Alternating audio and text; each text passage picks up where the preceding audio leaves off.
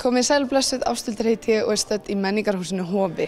Þetta 80. og 9. skipti sem eru veittir styrkir úr menningar- og viðurkenningarsjóði KEA en það eru 20,3 milljónir króna úthlutað til 50 aðila og við ætlum að tala við 5 þeirra. Komið með í það.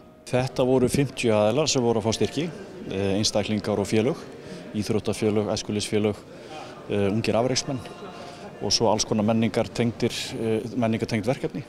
Við vorum úthlutað í dag 20 milljónum og þetta mestur hluti af okkar styrkjum fer orðið í gegnum þennan farveg en við erum hins vegar að styrkja önnur verkefni utan við þetta líka. Hefur þetta breyst í gegnum tíðina? Eru flokkarnir orðnir fleiri? Við höfum reyndað að vera að fækka þeim yfir tíma en svona umgjörðin og þeir sem að sækja þetta svona með svipuðu móti frá ári til árs. Hvernig tilfinning að útdeila þessum styrkjum? Þetta mjög góð tilfinning. Það alltaf gaman að koma hérna 1. desember og taka þátt í þessu verkefni. Ég sá að þetta var að teygja sig alveg út í Fjallabyggð. Hvernig stendur á því? Það vegna þess að félagsvæði KEA nær frá Siglufirði í vestri og að Bakkafirði í austri. Og við pössum okkur á að skipta þessu á svæðið og þetta sé ekki bara hér Akureyri og nærsveitir heldur dreifist þetta á allt svæðið, félagsvæðið okkar. Það nú freistandi að fá að vita hvað eru margir félagsmenn í KEA? Við erum tæplega 23.000 í dag og hefur fjölgað mikið á síðustu árum. Það lætur nærri að meiri hluti íbúa á félagsvæðinu eru félagsmenn í KEA. Við vorum að fá úthlutun úr menningarsjóði KEA. Hver sækir svona? Bara allir þeir sem að vilja. Við sóttum þetta út af uppsetningu okkar á Footloose sem að verður hérna í Hofi. Footloose satt æðislegt leikrit, allavega að mínu mati, sem fjallar úlingsstrák sem kemur í lítinn bæ þar sem búið að banna dans og poptónlist og byrjar að augra því og kenna krökkunum að lifa úlingalífi. Af hverju vildu þið þetta?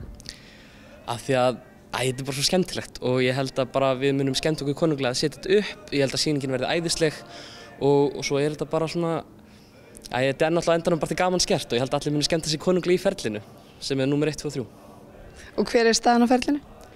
Við erum bara að fara alveg, við erum byrjuð núna að byrja á svona hugmyndavinnu, búa til alls konar konseptin, svo förum við alveg á fullt í janúar, núna byrjun í janúar bara. Hvað þýðir svona styrkur fyrir ykkur? Við erum mjög þakklátt fyrir hann af því að við erum bara skólaleikfélag þannig að þetta það kostar helling að leigja húsnæði og halda uppi leikritum með góðum leikstjórum og svona. Þannig að já, við þurfum marga styrki til þess að geta sýnt svona flotta leiksýningu. Og hvað eru þið búin að sækja marga styrki? Ég veit ekki, við erum búin að senda yfir einhverja 100 tölvupósta. Við erum með markaðsteymi sem að sækja styrki, bara sér það. Hverju breytir að fá þennan styrk frá KEA?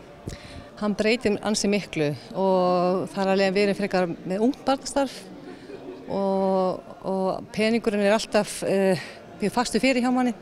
Þannig að þetta kemur til með að breyta því að við getum keypt aðbúnað eða tól og tæki fyrir barna og ungmenna starfi hjá okkur. Við hjá VFM erum að fara að setja upp gamanleikrit Bót og betrun í ár og þetta í svona fyrsta skipti í langa tíma sem að okkar leikfélag að setja upp gamanleikrit, ekki söngleik eða barnaleikrit. Þannig að það mjög spennandi verkefni hjá okkur framöndan. En nú voruð að fá styrk frá KEA. Hvaða þýðingu hefur þessi styrkur fyrir ykkur?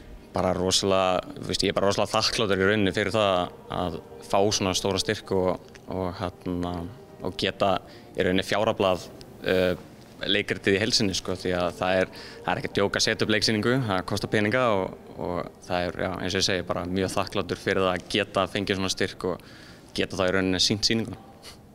En hver staðan á ferlinu hjá okkur?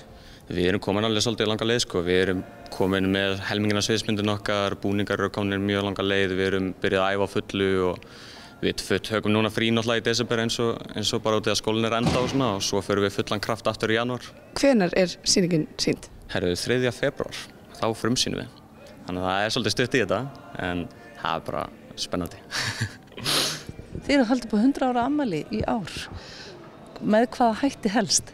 Já, við byrjuðum á því að halda afmælistónleika núna 12. nóvember síðastliðinn og við höfum verið pínlítið að reyna að vera það sýnilegri í samfélaginu núna eftir COVID en við lágum nú frekar lágt fyrir hluta ársins eins og flestir aðrir Og við erum núna líka að reyna að gera tónlist kórsins aðgengilega til framtíðar á streymisveitum og við vorum að fá myndarlegan styrk í það bók núna hjá KEA sem að gleður okkur mikið og við þökkum fyrir.